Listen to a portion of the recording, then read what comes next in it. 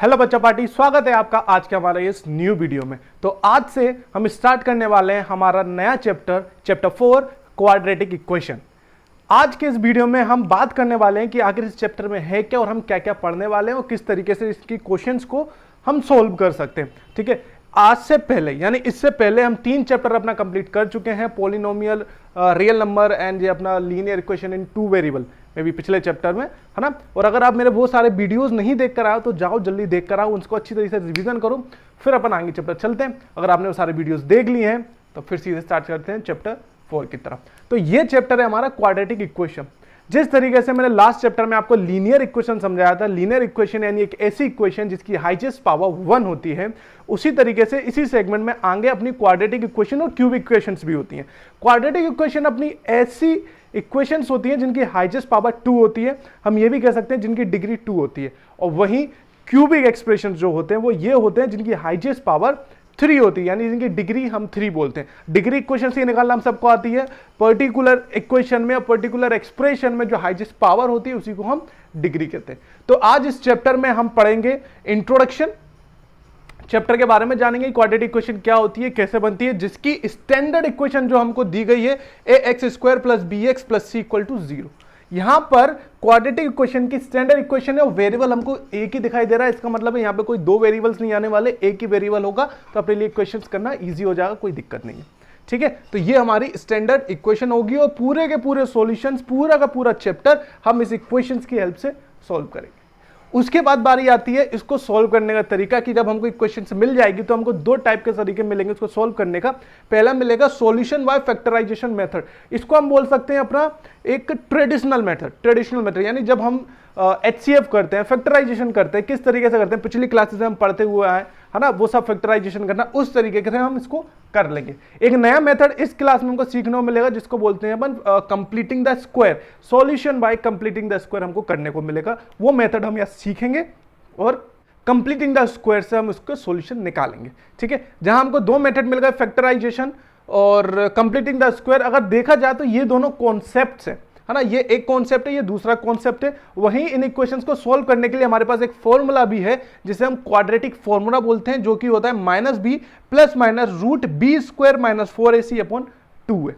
ये हमारा quadratic formula है। हम अगर कॉन्सेप्ट से नहीं चाहें तो इस फॉर्मूले से भी हम सॉल्यूशन निकाल सकते हैं। इन सारी चीजों को हम डिटेल में पढ़ेंगे। आज अपन सिर्फ बात कर रहे हैं कि इस चैप्टर में क्या क्या है। ठीक है, आगे आने वाली वीडियोस में हम हर एक चीज के ऊपर क्वेश्चंस करेंगे, प्रैक्टिस में पढ़ेंगे, डिटेल में पढ़ेंगे, हर एक टॉपिक को उठाएंगे जैसे अपने अपने पुराने वीडियोस में करा है। एक एक क्वेश्चंस करेंगे, एक एक कॉन्सेप्ट करेंगे, एक भी क्वेश्चन नहीं छोड़ेंगे। ये अपना प्रिंसिपल है। ठीक है, तो क्वाड्रेटिक फॉर्मूला पढ़ेंगे। क्वाड्रेटिक फॉर्मूले को पहले श्रीधराचार्य फॉर्मूला के नाम से भी जाना जाता था। अगर हम एमपी बोर्ड, स्टेट बोर्ड की बात करें या फिर हम नॉन स्टेट बोर्ड, किसी भी स्टेट बोर्ड की बात करें, तो वहां पर इसे क्वाड्रेटिक फॉर्मूला नहीं, वहां पर इसे श्रीधराचार्य फॉर्मूला के नाम से जाना जाता था।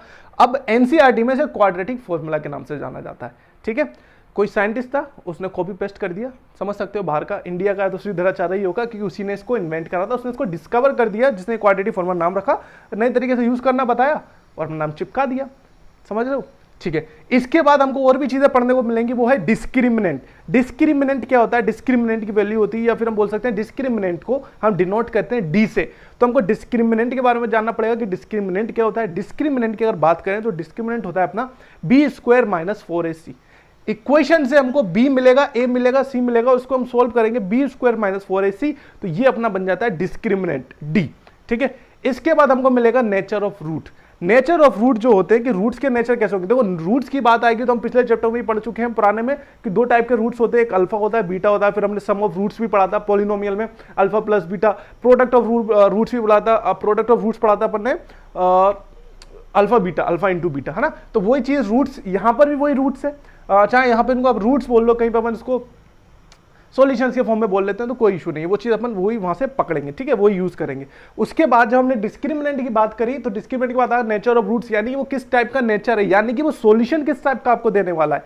3 टाइप के सॉल्यूशंस मिलेंगे, 2 distinct roots, 2 equal real roots और नो रियल रूट्स। ठीक है, जिनकी इक्वेशन b² - 4ac > 0 आएगी, यानी जब आप इक्वेशन को सोल्व करोगे और ये पर्टिकुलर इक्वेशन b² - 4ac 0 से बड़ा आएगा तो 2 डिस्टिंक्ट रूट मिलेंगे। 2 डिस्टिंक्ट रूट का मतलब होता है 2 अलग अलग वैल्यूज आपको मिलेंगी आंसर्स में।